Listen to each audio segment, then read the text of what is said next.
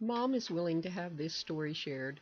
She has been in the place where she had a child with behaviors considered socially unacceptable and wants other parents to know that it's not hopeless.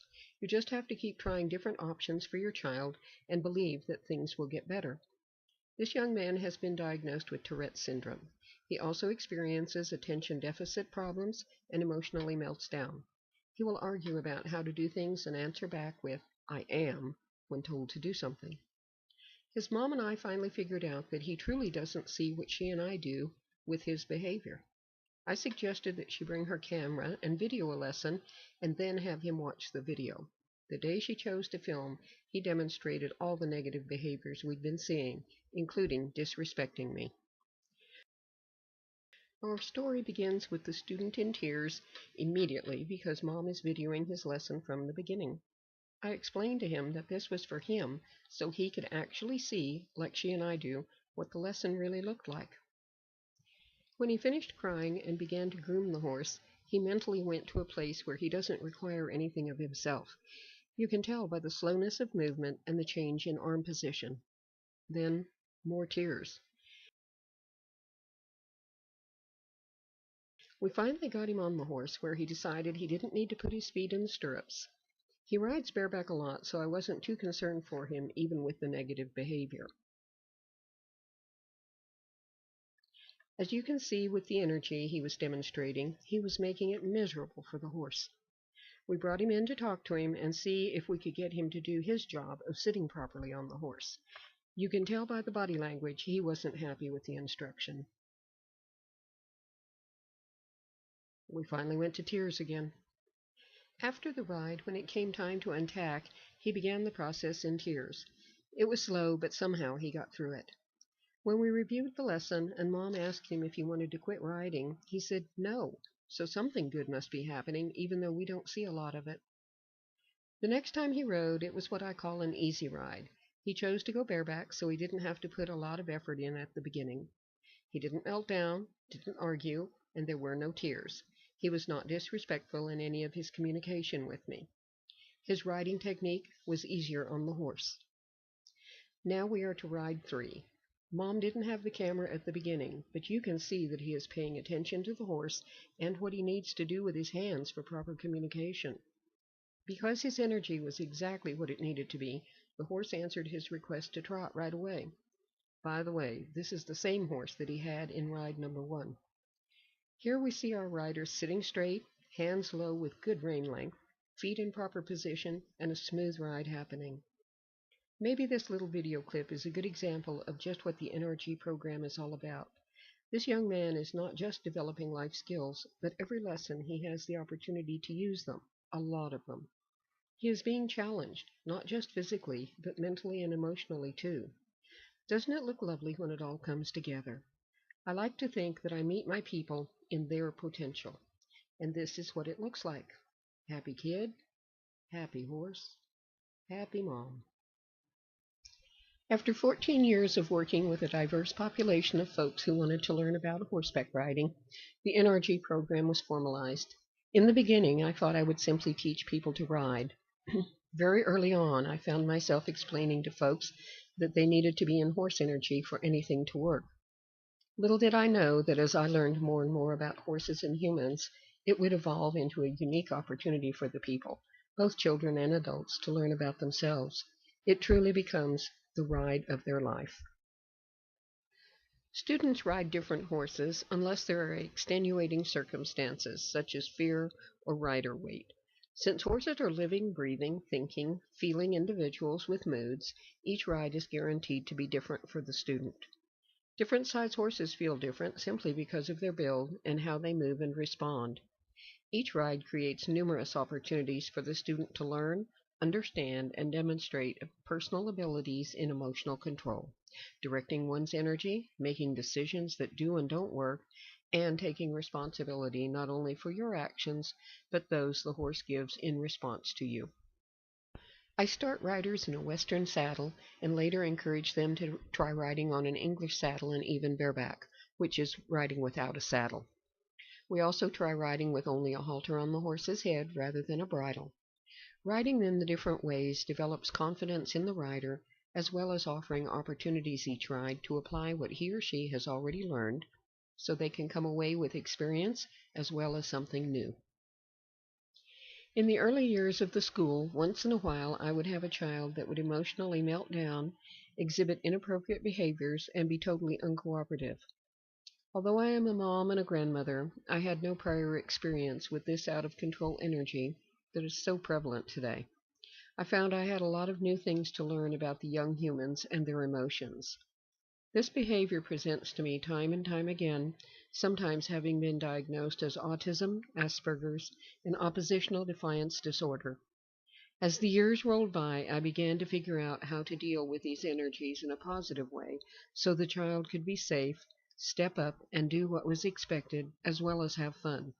It appears that the structure within the lesson may help rewire the child in a positive way. The day before the lesson, the 6-year-old had 3 shots in the leg from a doctor's visit and was sore, not wanting to ride. We talked about the possibility of getting high NRG points if he demonstrated proper energy today. He was on a new horse for the first time. He took the challenge. There was no complaining during the ride, although the horse was a little bit difficult. He stayed cheerful for the entire lesson, and yes, his ride points were high. The children can actively work toward a certificate that rewards their effort in controlling their energy and attitude while learning and developing horsemanship skills.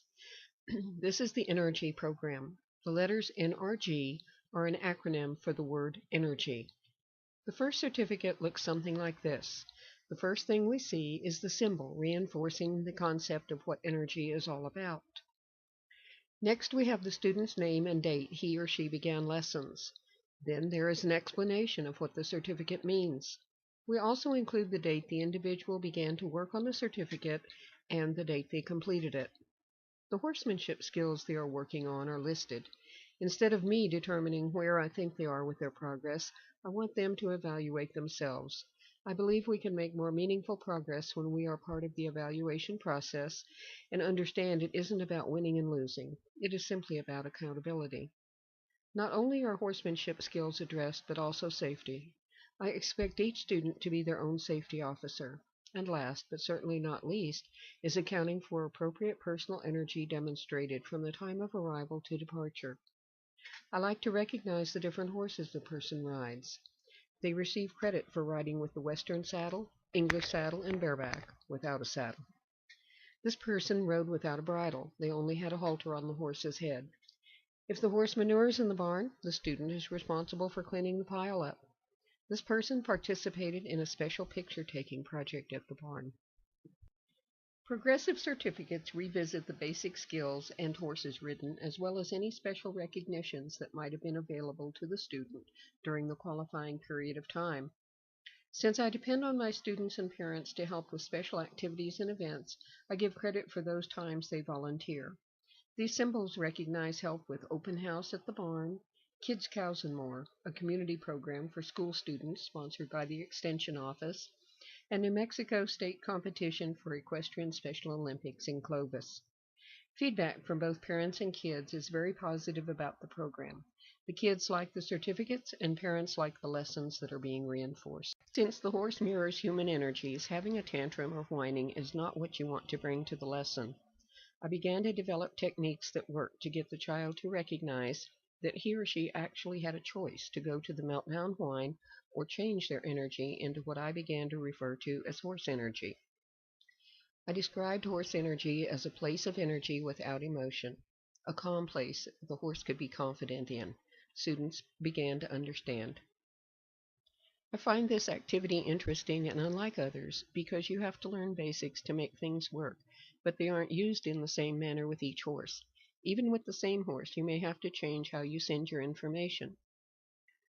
For the individual that likes everything the same, there is a huge lesson almost every time in flexibility. A student and I can talk about the need to be flexible in what they do, but understanding just how to do that becomes a part of each lesson. I teach certain basics, but it's up to the student just how these basics are used and communicated to the horse. After all, I'm only a teacher's aide. The horse is the teacher. There is an old way of thinking that you have to show the horse who's boss to control it. I prefer to use the statement that the rider will learn to properly communicate with the horse and develop leadership abilities, which result in a relationship of trust and cooperation, not force. I believe that what we think and say has a powerful impact on anything that we do, both positive and negative. Two women students from the Air Force who are at management level told me that discussing their lessons with me and learning to communicate with the horse in a way the horse can understand has helped them in their managerial roles. They have learned to better understand where their personnel are coming from in experience, education, and ability to understand and carry out instructions. These ladies find that they can better make personal changes needed in order to communicate more effectively to and for their teams. Other adults find that pursuing this activity brings up character weaknesses that they need to work on. Controlling tempers and learning patience are two that seem to need constant attention. Parents tell me that after listening to me explain about horse behavior and the rationale for the way we train the horse, they find themselves making some adjustments in how they parent their child.